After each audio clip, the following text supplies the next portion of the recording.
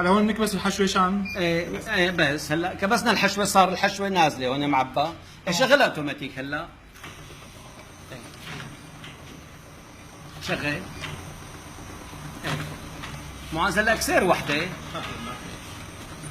مشان الحشوه بس. هيك كسير وحده ثانيه هيك على الكاميرا كسرها. هلا هي الحشوه. هلا طبعا الكميات بتزيد بتنقص من الرقم. نحاول نزيد حطه مثلا 15 بدل 10. ايه هلا من هون ايه اللي بعدها اللي بعدها كسرها. ايه هلا هي حشوتها نسبيا اكثر. تمام. هي عندنا حوض الحشوه حصرا لازم يكون مليان. حوض العجين لازم يكون عجينه بالنص يعني تقريبا عشان ما يخنق.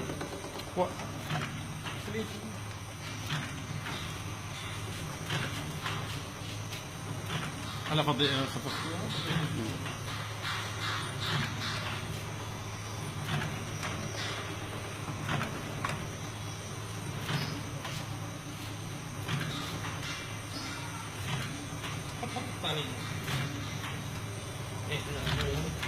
شو بدك تساوي؟ شوي انتاج. هلا هذا عنا الانتاج هون مثل كيلومتراج السياره. هذا خاص بالمستخدم للسياره. هون فينا نصفره مثلا صفرناه هون رجع صفر كل بيعبي وحده ايه. اما هذا ما فينا نصفره. هذا قديش شغال الآلة. تمام. علم. هلا صغرتوا الحبه؟ ايه هلا انا حكبلهم من جا. كبرتوها؟ ايه كبرنا حبه.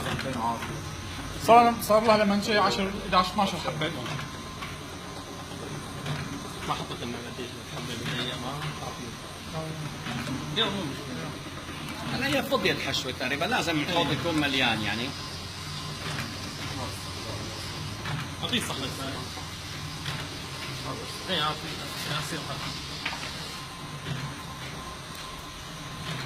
يعني هلا ما عاد في داعي الواحد يتزوج مشان الكبه، خلص في مكانه وامورك بالسليم يعني.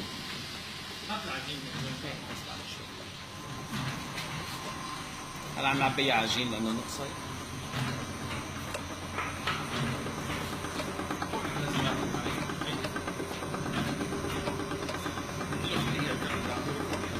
خلي على طول العجين اذا نحطه على مركز الثقال. ايه هيك ايه ما بتغالط نهائي، ما في داعي نعبي الحوض على الاخر. لو سوينا العجين